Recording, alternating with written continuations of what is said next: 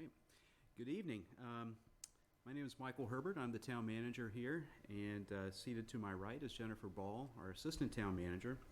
And we're here to discuss the warrant articles for the May 1st, 2019 annual town meeting that will be held at Ashland High School in the auditorium beginning at 7 p.m. We typically try to hold these meetings just so everybody can get an overview of what the warrant articles are, give people an opportunity to ask any questions if they're here and in the audience, and generally just be a little bit better prepared for town meeting when people show up to vote on all the articles that are on the warrant.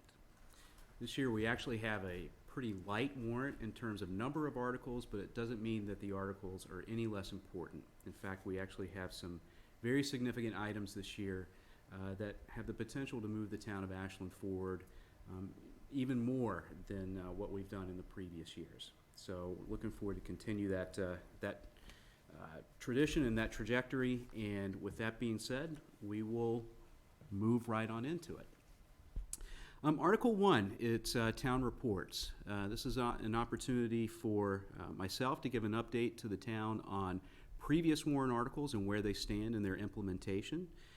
I will do so again this year. It's also going to be an opportunity for the Sustainability Committee to present information on what's known as a net zero community.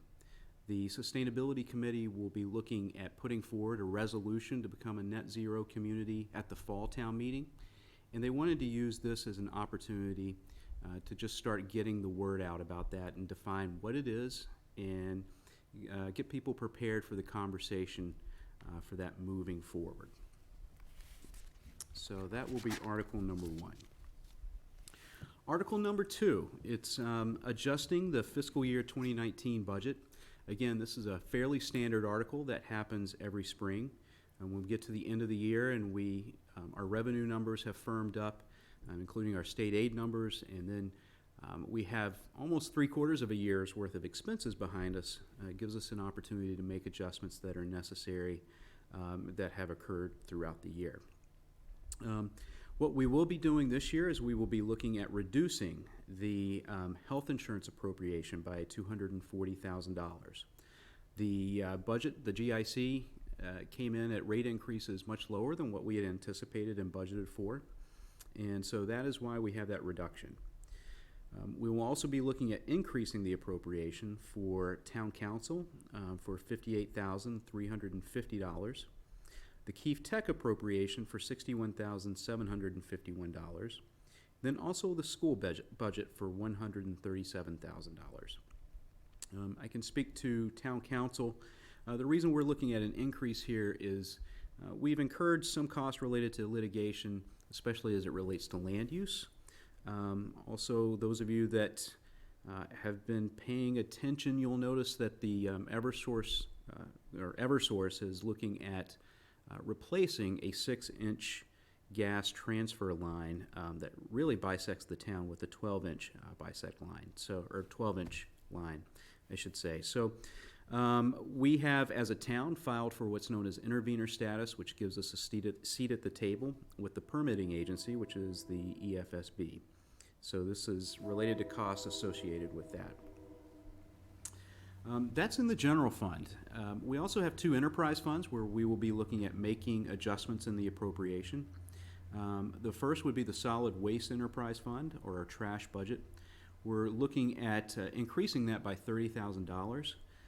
That's because of the recycling really crisis that's happening due to some of the policies that China has enacted.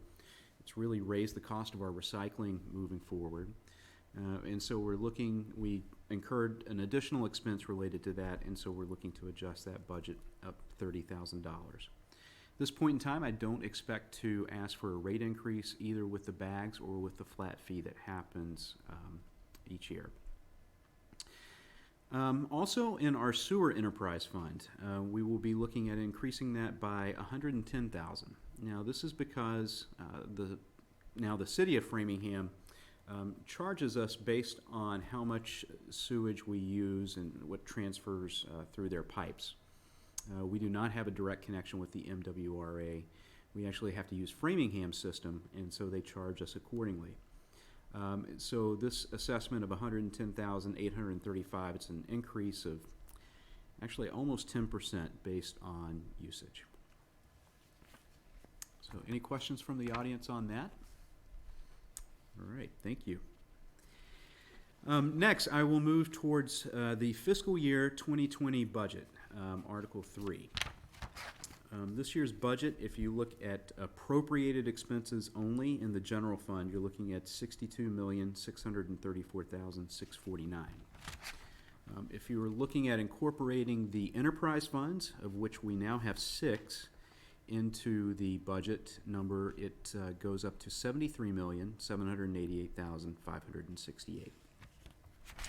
So for those of you that are really interested in the budget and its contents and really just about town government in general, I would encourage you to go to the town meeting section of the Ashland, Mass website, where under the 2019 town meeting you will see a link to the fiscal year 2020 document. It's about 400 pages of information, not just related to the budget, but the town's overall financial condition, its policies, some trends that are occurring financially. And it also gives you an opportunity to look at different departments, get an idea of what those activities are happening in the departments and what they've been doing over the previous years, but really more importantly, what they're looking at doing in the coming year. So this year I will spare you the pain of going through each one of these line items. What I will try to do is look at, from a percentage change or a dollar change standpoint, some of the departments and line items that will be increasing noticeably, and hopefully basically explain those to your satisfaction. First is Department 01123. You're seeing an increase of 7.58%, which equates to a $38,000, almost $39,000 increase. So there's a number of reasons for that. There's a market rate adjustment for salaries within the department. I've also included $5,000 to help the Ashland Cultural Council do more programming in the year. If you're familiar with the Ashland Cultural Council, they do a lot of great things and sponsor a lot of great programs through a state grant program that is administered at the state level and through the local cultural councils. I've also included $5,000 for a new diversity initiative here in town. We've seen Ashland change over the years. We've seen our awareness of it change over the years as well. And so I think it's important to not only acknowledge the diversity in our community, but also to help celebrate it and help everyone learn a little bit more about each other and the cultures that make up the town of Ashland as it is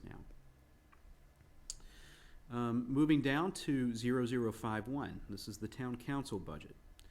We are looking at going up $65,000, which is almost a 31% increase this year.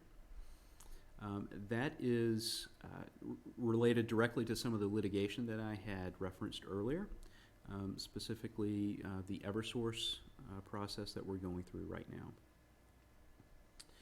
I would like to go down to the town accountant's office, which is 01135, where you will see a $12,541 increase, or almost a 10% increase. This is due to some software changes that are occurring within the office, but then also salary adjustments within the personnel in the office as well. Next, I will move to 01141, which is the assessor's office, where we see an increase of $26,803, or 13%.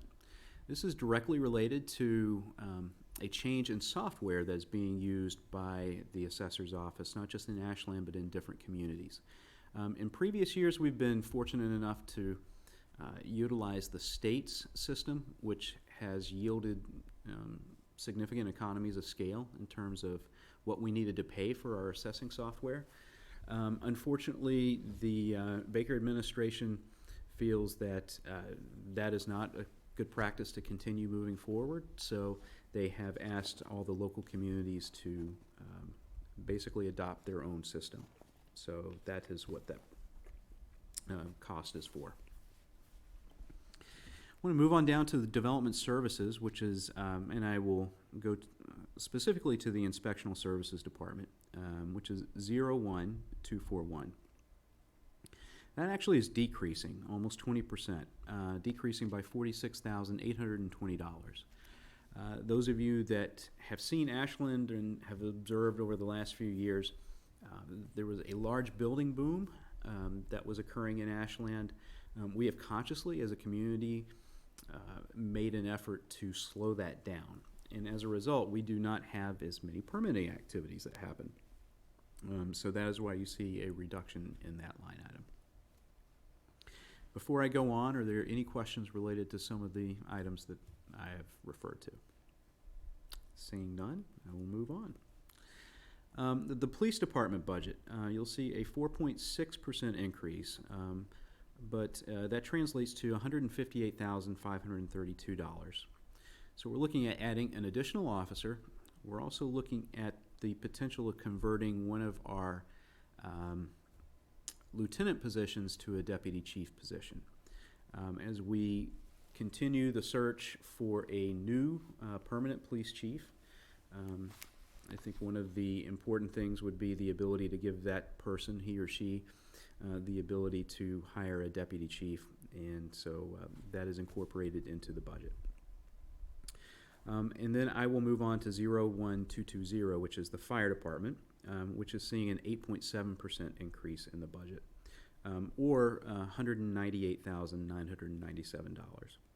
So really the main driver for this is that the town is looking to apply for has applied, I should say, for a SAFER grant, which carries the cost or covers the cost of 75% of a full firefighter's salary, benefits, and other stipends for the first 2 years, and that goes down to 35% a year in the third year. So we still have to cover the 25% for those first 2 years. And so what this money includes is that match amount for 4 additional firefighters this year. So we've applied for 4 additional firefighters. This is something that, when I first started here, I didn't think we would ever really have an opportunity to see. We were at 4 firefighters per shift. We've increased that to 5 now, which gives us the opportunity to enhance services in a number of ways. Most noticeably, I would say, is the ability to run a second ambulance at any one time. So going from 5 to 6 is a huge accomplishment for the town, and I'm looking forward to the service enhancements associated with that, provided we do get the grant. I've also included funding in here to convert the captain's position to a deputy chief position, which again, I think it's very important for our leadership and our department heads to be able to hire people that can, or keep people, I should say, in some cases that complement their skills but also share their vision for the departments. Okay, I'll move on down to Health and Human Services, and specifically 01543. And that's our Veteran Services line, which is going up $24,575, or almost 26%. These are benefits that we're required to provide by state law, but also I believe it's the right thing to do to veterans and their spouses. Massachusetts is one of the few states, it might be the only state that has this type of benefit program.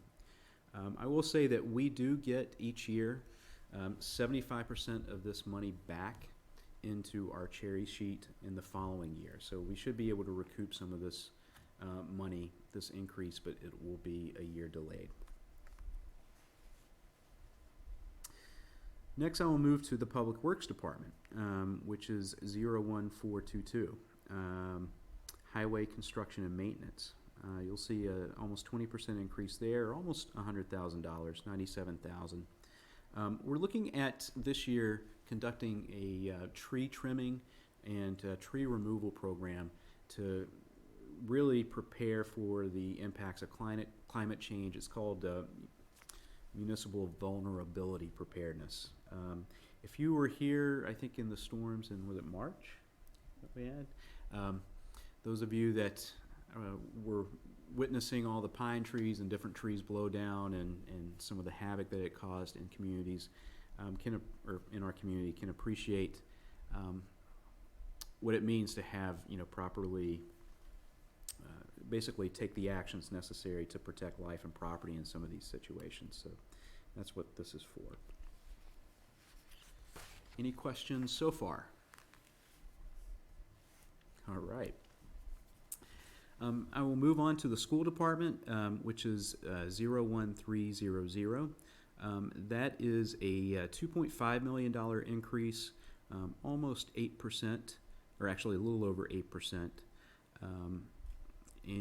which is a significant change, but when I get through the end here, I will explain what's driving a lot of these increases. But I see Mr. Kendall here. I don't know if you want to go through any of the service enhancements related to this. Certainly something that we could cover on town meeting floor if the question gets risen. I will look at next is the Keefe Tech Vocational School assessment, which actually decreases 10%, or $138,000. So that is directly related to a reduction in the number of kids in Ashland who go to Keefe Tech, and so our proportion of the assessment goes down. Moving down to the debt line items, 01710, we have both excluded debt and non-excluded debt. So excluded debt is debt that's been authorized to be expended outside of what's known as the levy limit, which is the cap that Proposition 2.5 places on communities' tax levies. And then non-excluded debt is that debt that is what we call inside the levy limit. The excluded debt goes up the debt service goes up $408,000, 23%.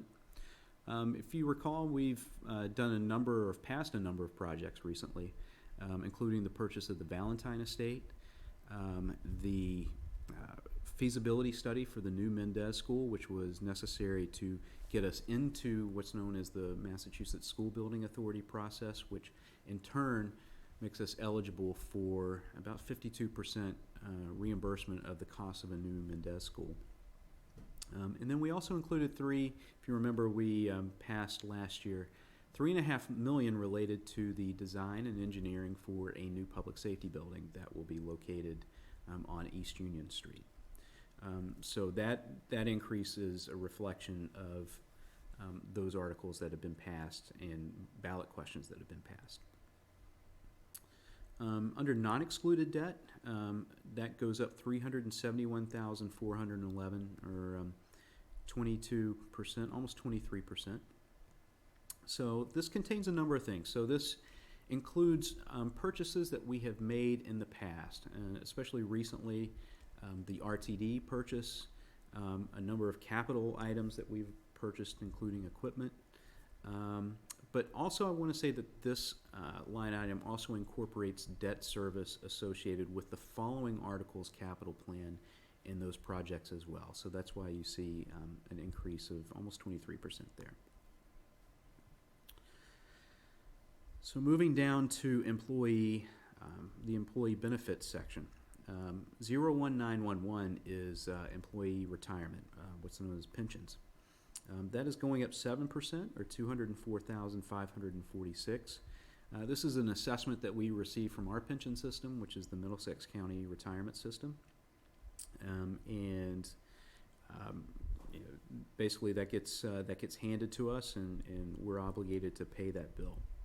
And then next I will go down to group health insurance, which is going up $480,000, a little over 8%, and that's primarily driven by employees that we project to move on to the town's health insurance, whether they're new employees or employees that have a change in their life situation, and then also adjustments in the rates. I think 3 or 4 years ago, the town moved to what's known as the Group Insurance Commission, which is a statewide system, which yielded significant savings and really kind of reset the benchmark that we see for our health insurance costs. But as with everything, it gradually gets more and more expensive. Actually, last year I think we had 0% increase. That's one of the reasons why we were able to make the adjustment that we were in Article 2. So again, going through all these, we have a total general fund budget appropriated expenses now of $62,634,649, which is a 7.8% increase, or $4,526,000. So I think it's important to address this overall increase holistically and as a whole. So in addition to things, well, essentially revenue can be broken down, general fund revenue can be broken down into 4 different sources. So you have property tax revenue, which is subject to the limitations of Proposition 2.5, which means that your levy cannot be exceed in any given year over 2.5% from the previous years, excluding what's known as new growth, so new buildings that come on, or if you do an addition, and then also any debt exclusion that has been passed. So that's number 1. Number 2 is known as state aid, and so that's money that we receive from the state for things like Chapter 70, or what's called unrestricted local government aid. So those are the 2 larger accounts. Then there are some smaller accounts, like the aforementioned Veteran Services account and the reimbursement associated with that. So that's state aid. The third source is what's known as local receipts. So things such as motor vehicle excise tax, building permits, licenses, things of that nature constitute local receipts, and that is your third bucket of money for the general fund. And then finally, there's the all-encompassing other category, which includes things like money from stabilization or CPA revenue, things that are not necessarily reoccurring all the time. So those are your 4 big buckets that make up your general fund revenue stream. In addition to things like the property tax levy going up and new growth, we also saw a significant increase this year in our Chapter 70 aid. Actually, it's about $1.7 million more than the previous year, which is a significant increase. It was about 33%, I think, compared to the previous year. Chapter 70 and the aid towns receive, cities and towns receive, is defined by a formula. And for many, many years that we have claimed that the formula provides some inequities for Ashland. And it's something that Senate President Spilka, even back when she was a member of the school committee, was advocating for a change in, and has continued to advocate for a change in addition to a lot of our local representatives and our local school committee and board of selectmen members and administration, myself included. That's yielded some significant changes before, but this year was quite surprising in that it did yield a pretty significant increase compared to where we were in the previous year. So I do want to extend my thanks to all of those that worked on that behalf, on behalf of making that change, our local school committee, our local delegation, and especially I'd like to single out Senate President Spilka for the work that she's done on this. And so that constitutes about, I think, 3% of the total increase, and the rest, again, is made up of property taxes and local receipts. So are there any questions related to the budget, or the general fund budget, before I move to the enterprise funds? If not, I will move to the enterprise funds. As I mentioned before, we have 6 this year. First, I'll go through the Water Enterprise Fund, which is you'll see it increase $422,000, which is almost a 15% increase over the previous year.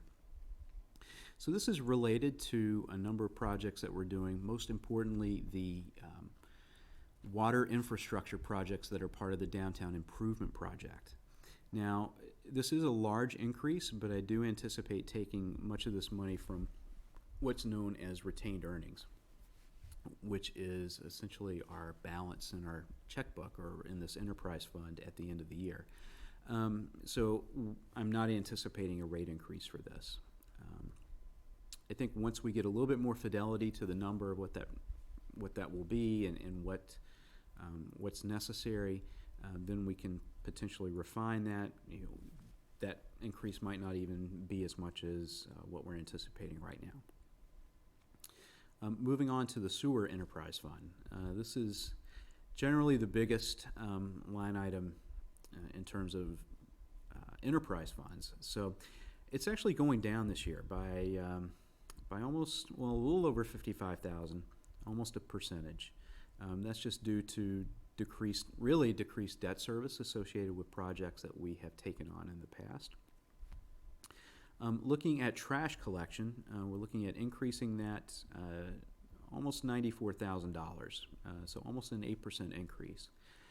So again, this really is related to the recycling crisis that's happening in China, and it's driving up costs not just in Ashland, but in places or all across America, actually all across the world.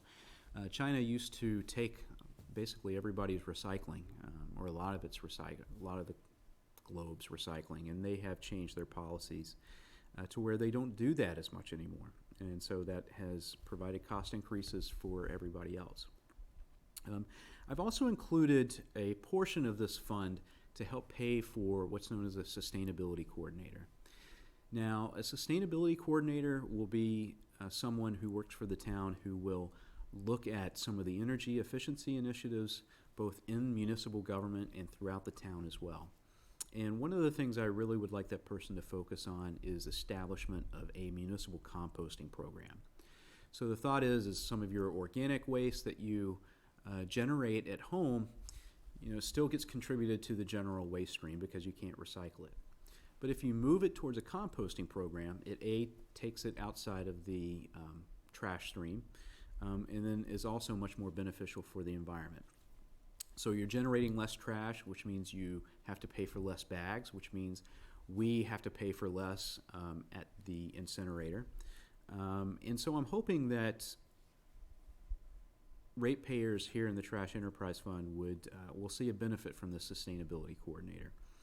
And so that's a reason why that person will partially be paid from this fund. The rest is going to come out of, believe it or not, our municipal aggregation program.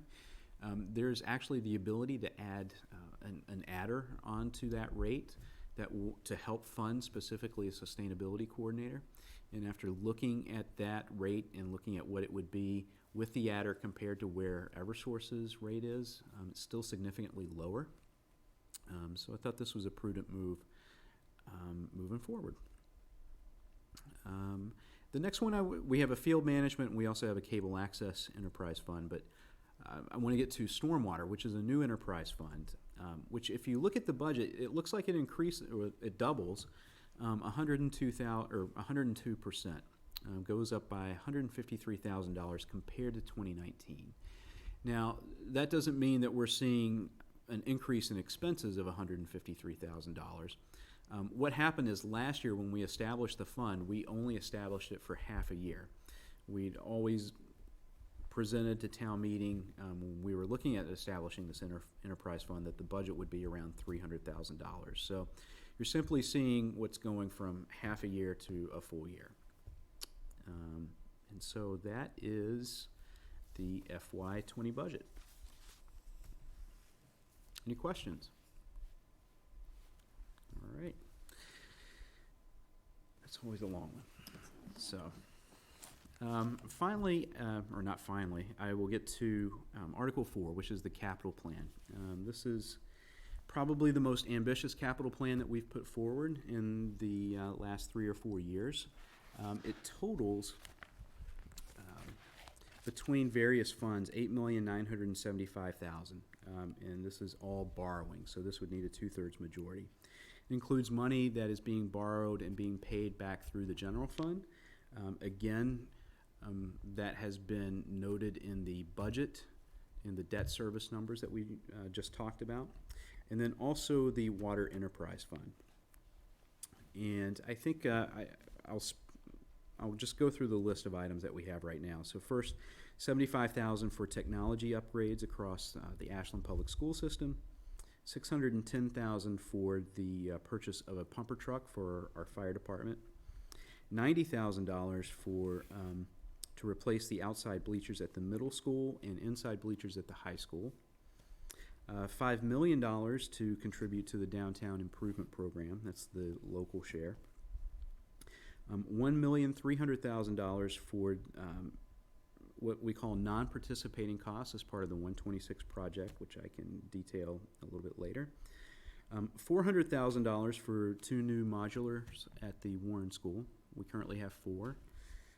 And then finally, $1,500,000 for water utilities upgrade in downtown. I think I will focus in, I think the others are pretty self-explanatory, but I'll just focus in right now on both the downtown project and the 126 project. So downtown has been something that ever since I started here almost 6 years ago, and from what I've heard way before my time, people have been talking about improving and making significant investments in and just never really got around to it. That's been well documented, I think, in some of the emails that we've received, some of the correspondence we've received, in the National Citizen Survey that we performed about 3 years ago now, and then also in general conversations. And so recently with things like the farmers market and the corner spot and some of the things that have been happening downtown, there's been this renewed interest in downtown. So we decided to look seriously at improving our downtown streetscape and basically what we can offer here for the community, both residents and businesses alike. Downtowns are important. They're the community's living room. So what we did is we wanted to address both things that are practical as well as pretty. So, you know, we're talking about things on the practical side like improving pedestrian and bike safety with the incorporation of things like new crosswalks and bike lanes and share rows. We're looking at traffic improvements. So those of you that travel through downtown during rush hour, whether it's morning or evening, know that things can get a little bit congested. The project would be designed to improve that both in terms of signalization and some of the way the line painting's done or the road painting's done. We're looking at really enhanced resiliency, there's that word again, for our community by looking at undergrounding our utility lines throughout Main Street and Front Street. And so that's, I mean, I think that gives you a sampling of some of the practical things that we're looking to achieve through this. Should also say that while we would have the roads open and torn up, we would also look at replacing the water lines or relining the water lines along Main Street and Front Street, which is something, if you've been around town the past couple of years, you've noticed we've had a couple of breaks, actually more than a couple, that really kind of hinder traffic and water service to different customers. Obviously, the aesthetics, I think, are pretty well documented, or the aesthetic improvements. And so I think this is really about making Ashland what we've all envisioned that it could be. And so it's also an opportunity to help really spur private investment into the community and specifically into downtown. And really in any community, you have to infuse public dollars into that infrastructure to help realize a return on private investment as well. And usually it's exponential, but again, you have to make that initial investment as well. So we went through a significant public discussion process and a public participation process to finalize the design. And really, we've narrowed it down to Main Street and Front Street. And we did this through a number of different outreach methods. So we had a number of public forums where we had upwards of 100 people attend and give us their input on what they thought was important downtown and what they would like to see improved. We utilized a service called Co-Urbanize, specifically designed for this downtown project. We received 743 comments from 216 unique users. We had a survey on there as well. We had almost 100 survey results. So we've really tried to encourage public participation in coming up with this design. And you can find the final design and the report of that design on our Co-Urbanize webpage. If you go to the Ashland, Mass webpage, you'll see 5 buttons down on the bottom. If you click on the Development Projects button, it should take you to a link to the Co-Urbanize Downtown project. So again, there you can find all of those comments, you can find the report, you can find copies of the presentations that were given. Any questions related to the downtown project? Actually, I should talk a little bit about the financing, probably. This project total is $10.5 million. So we're looking at $5 million from the general fund. We're looking at $1.5 million from the Water Enterprise Fund. That leaves a delta of $4 million that we are actually going to be covering through state money, including a MassWorks grant and then what's known as Chapter 90 money. So about 40% of the project is going to be coming from state funds. Although we'll have to make this investment our own, this $5 million and $1.5 million, the $6.5 million investment to help realize that return. So we won't get that money unless we're willing to do this part of the process as well, or contribute our share. So I think that is the downtown project. Just wanted to go now to the 126 project, which is another project, Pond Street.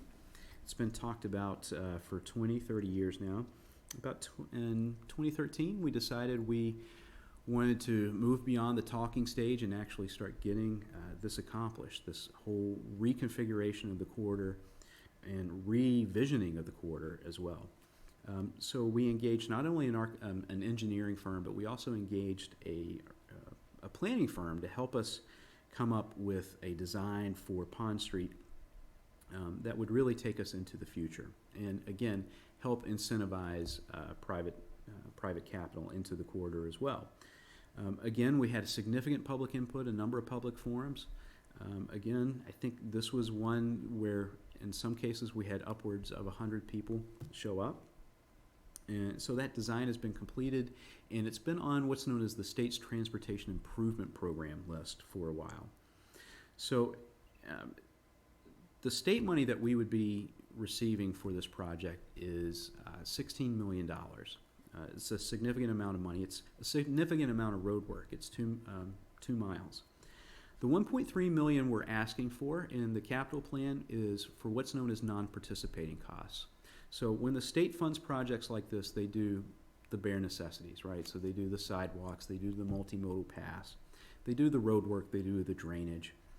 And that's a significant expense. But if you really want to transform this from a road project to more of a planning project and more of an investment, you have to do what's known as these non-participating costs. So you have to look at things like the landscaping and the vegetation.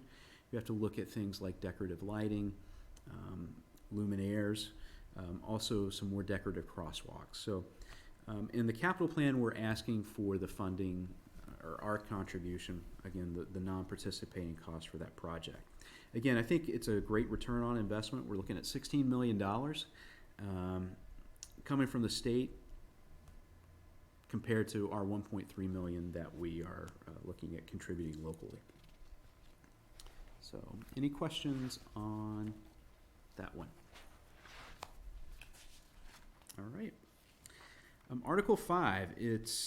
Article 5 is to file a home rule petition to establish an economic development special revenue account with revenue that is known as the local options meals tax. So 2013, when we were looking at doing things like the Pond Street project and we were looking at revenue sources, we decided, and town meeting decided at the time, to vote to implement what's known as a local options meals tax. So that's a 0.75% sales tax on prepared foods. It yields about $225,000 annually for us. What this article asks for is gives the Board of Selectmen permission to file a home rule petition with our legislature, or our legislative delegation, which will actually set aside that meals tax revenue from the general fund where it currently goes into a special revenue fund targeted specifically to economic development. Currently, we have economic development in the general fund budget. The economic development department and the related expenses would move towards the special revenue account. There's a number of reasons to do that, but I'll just really kind of chime in on three. So the first is gives us the ability to plan ahead and think strategically. So if it goes into the general fund, if we don't use it at the end of the year, it goes to free cash. It gets distributed according to our free cash policies, and we don't, see it again. We can't use it again. So by setting up a special revenue account, it gives us the ability to hold on to that money this year, or in any given year, I should say, until the next year. So it gives us the ability to plan ahead and think strategically and think about how we're going to use this. It gives us the ability to save some money in some years for expenditures in future years. Now, why would somebody or a community look at doing that? Well, first of all, if you feel like an economic downturn is happening and you feel like that might be a targeted or an opportunity to target certain economic development programs or economic development incentives, it lets you save for those programs. And then also accommodate for any loss in that meals tax revenue that could happen during those downturns as well. It also gives us the ability to invest in more into economic development without taking from other departments as well. So currently right now within the general fund budget, if we wanted to increase money in our economic development budget, we would have to take it from somewhere else, whether it's the police department or the school department or the town manager's budget, things of that nature. So by establishing a special revenue account, we wouldn't have to do that. We wouldn't have to cannibalize our other departments. And then one thing I do want to address is that when we did establish the meals tax, we talked about it funding, or helping to fund, I should say, the increase in appropriation for three areas. Specifically, economic development, also our elder affairs, our council on aging, and then our library. When looking at the budget, we have really exceeded the goals that we had established at that point in time. When we established the meals tax, we were looking at including or increasing the library appropriation by $33,000, almost $34,000. We're actually at $63,000 more than what that $33,000 amount is. So almost it's a significant amount. On the Council on Aging, again, we would be looking at, or we were looking at increasing that appropriation by $33,000. We've actually increased it $46,000 more than what that amount is. So we've well exceeded the goals that we have established. Anybody who has paid attention realizes that we are keeping the library open more. I think it's 15 hours. Actually, it might be a little bit more now. 15 hours more than what we were doing in 2013. We're off state waivers. We were on a waiver list for accreditation. Because of how little we were spending, we're off that waiver list. We've been off that waiver list for a while. Under the Council on Aging, you'll see we've made investments in things like our lifelong learning program. We've also made investments in personnel, including an outreach coordinator. So anybody who knows Kim realizes how great an addition she's been to our elder services and just in human services in general. And then we've also increased funding for transportation costs as well for seniors. So we use that through our van service. So again, we've made significant investments well over and above what we had anticipated doing when we established the meals tax. So those will not be harmed by moving to a special revenue account. So any questions on Article number 5? Okay, it's a very quiet crowd tonight.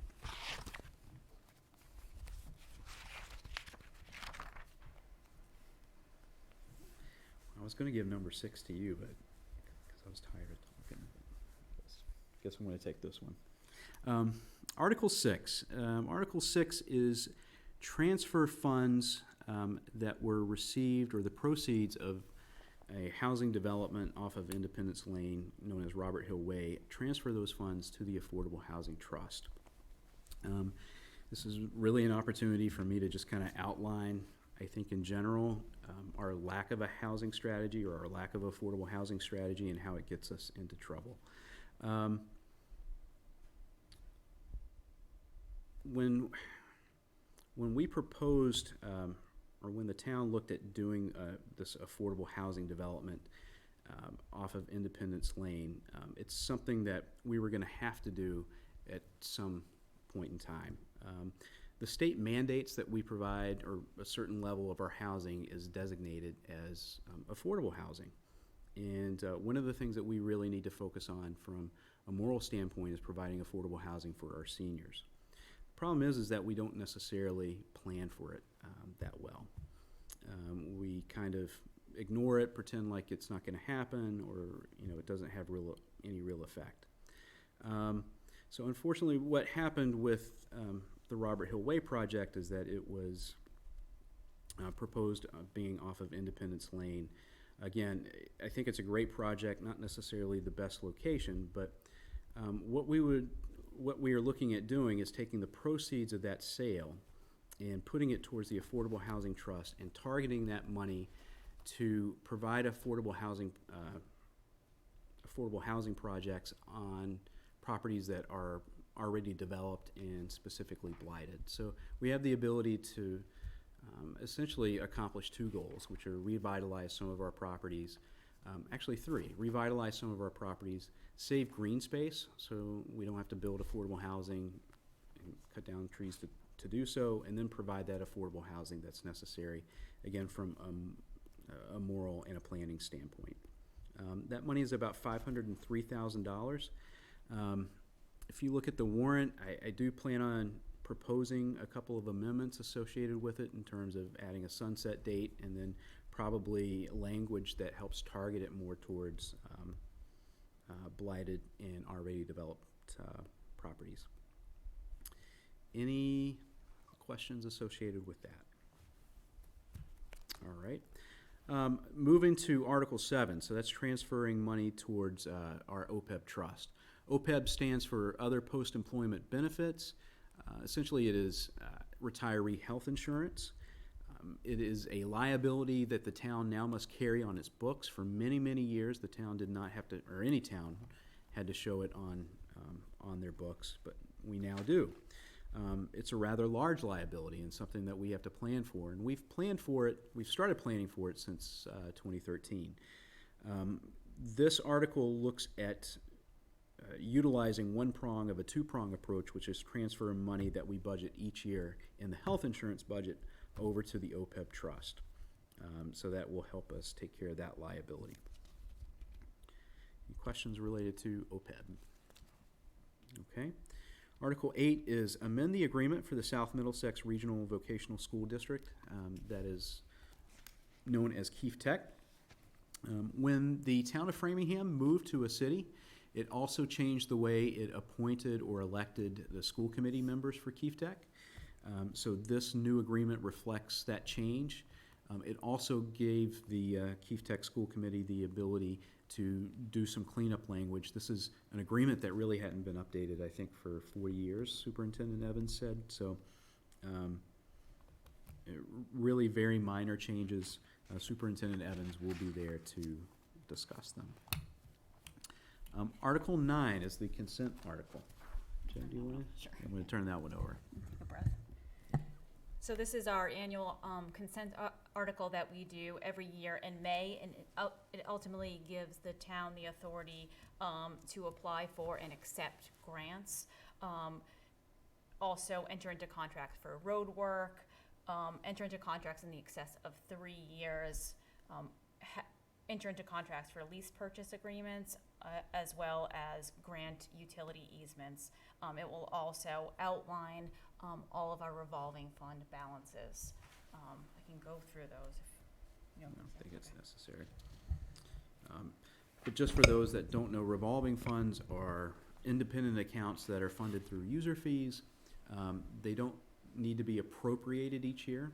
but they do need to have authorization each year for the expending authority, which is outlined in the article, to expend that money. So that is that. Article 10 is the annual consent article for the Community Preservation Act. So this is our second consent article that happens annually in May. This one is specifically for Community Preservation Act, and it is based on recommendations from our Community Preservation Committee.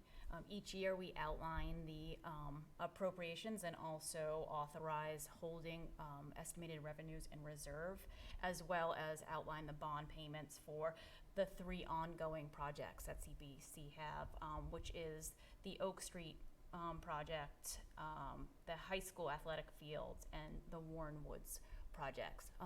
This is typically pretty straightforward. Unfortunately, this year we had an administrative error and we carried over numbers from last year's estimated revenues and bond payment amounts. So we will be making those corrections in the warrant handbook, and it will be reflected in the motion. All right, thanks, Jen. Any questions on Article 9 or Article 10, the consent articles? Okay, seeing none, I will go to Article 11, which is transfer 1 acre of Warren Woods. So currently, out of the 120 acres, or roughly 120 acres, the Board of Selectmen own 1, and the rest is under the care, control, and custody of the town's Conservation Commission.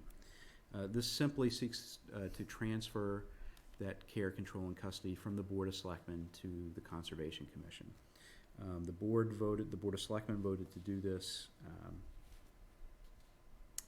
a few months ago, I should say. So this is something that needs a town meeting vote, as it's a transfer of land, and it's pretty simple. Article 12. Do you want to take this one? No, you don't have to. Article 12, it's the creation of a health reimbursement account, or an HRA, stabilization fund.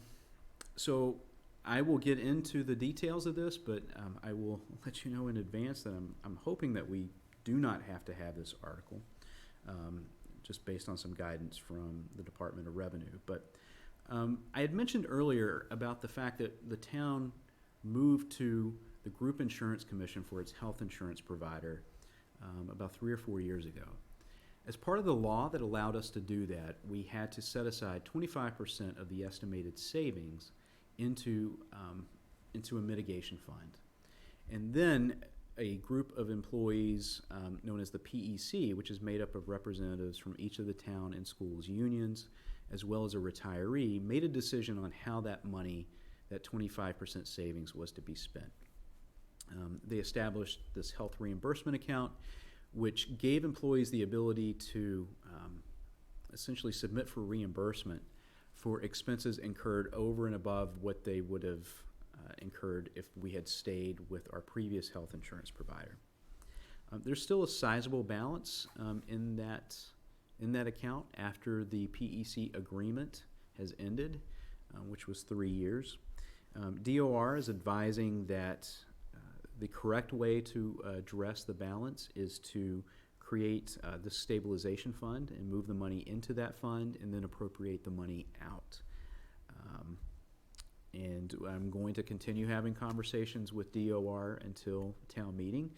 I actually have a very fundamental disagreement after reading the law with how this is treated, but again, I will not know probably until town meeting.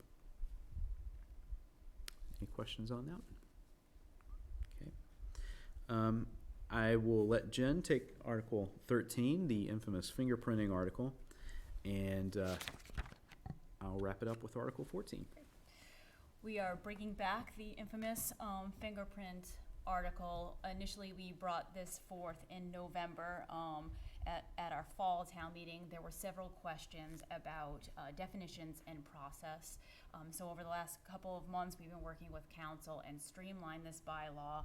So this will only be addressing the required fingerprinting for any ice cream truck vendor that comes into town who wants to do business in Ashland. They are required by state statute to be fingerprinted, the owners as well as any employee annually. And so in order to be able to comply with the state statute, we need to also accept a second state statute that allows us to take fingerprints and then submit them through the state police to the FBI for a national check, a background check for anybody operating in the community. And so that will be done annually. We clarified that the process of fingerprinting, once in our automated system, we will just be processing it through and sending it to the state and then to the federal government each year, but people will not have to actually come in and do the fingerprints every year unless they have new employees. Our police chief will be there to answer any questions about process. Yeah, this will mark Interim Chief Alfano's debut That's right. to town meeting, so which we're all looking forward to. All right, any questions on the fingerprinting article? All right. Finally, let's wrap this up. Article 14, that is the illicit discharge and connections prohibition and compliance with EPA MS4 permits article. This is an article that's been sponsored by our Stormwater Advisory Committee. For those of you that are not aware, the EPA, the federal EPA, has basically provided new mandates that communities must comply with. It's called the MS4 permit. And as part of that, what they're asking, or what they're requiring communities to do is basically seek out and disconnect any illicit or illegal connections to the town's storm sewer system. So this article simply gives the DPW the authority to make those disconnections. It's rather lengthy in terms of language-wise, but mostly it is definitions. And that is probably the first of several articles that you will see in the coming years related to our stormwater bylaw and our stormwater management system, period. So any questions from the audience related to this? Okay. All right, well, that wraps up the review for this year's annual town meeting. Again, it's May 1st, Wednesday, held at 7 p.m. at the Ashland High School. Hope everybody can attend. It's open to any registered voter in Ashland. Actually, it's open to anyone, but to vote, you must be a registered voter in Ashland. Our moderator, Adam Schuster, I believe, is still looking for tellers, who are the people who help count votes when it is not obvious whether there is a majority or not. So if you want to email him, it's email the moderator at ashlandmass.com. I also want to mention this year we will also have babysitting available in the gym. Kelly Rund has offered to provide babysitting for those people who want to participate in our legislative body, want to participate in town meeting and make a difference in our community, but may not be able or have the resources to hire a babysitter for the night. So this is about the third year that we have done that, and it's been very well received the last 2 years, so it's something that we're continuing. So again, if you have any questions, we're recording this on a Monday, so we're about a week and a half away from town meeting. If you have any questions, please feel free to email me if you would like. It's mherbert, Herbert, at ashlandmass.com, and I'll try to get those answers to you well in advance of town meeting. So again, I want to thank you for watching and joining us, and good night.